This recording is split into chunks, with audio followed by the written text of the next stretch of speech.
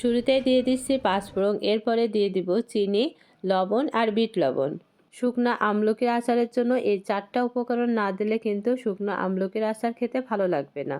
এখন ভালোভাবে মেখে নিব। আর যদি মনে হয় এর ভিতরে কোনো একটা জিনিস পরিমাণে কম আছে অবশ্যই দিয়ে দিবেন। ভালোভাবে মাখানো হয়ে গেছে। এখন আমি রোদে দিয়ে রেখে দিব। এভাবে আমি রোদে 3 থেকে 4 দিন দিয়ে রেখে দিব। তারপরে আমার শুকনো আমলকির আচার রেডি হয়ে যাবে। এখানে দেখুন আমলকির আচার আমার পুরো কমপ্লিট। শুকনো আমলকির ভিতরে হালকা একটু বিট লবণ দিয়ে হাত দিয়ে হালকা করে মেখে এভাবে আপনি সারা বছর আমলকি শুকনো আচারটা খেতে পারবেন।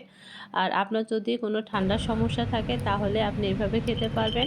আর এটা আপনি বাচ্চাদেরকে দিবেন, অবশ্যই তারা খুব ভালোভাবে খেতে পারবে। আমলকি ফলের কিন্তু গুণের শেষ নেই।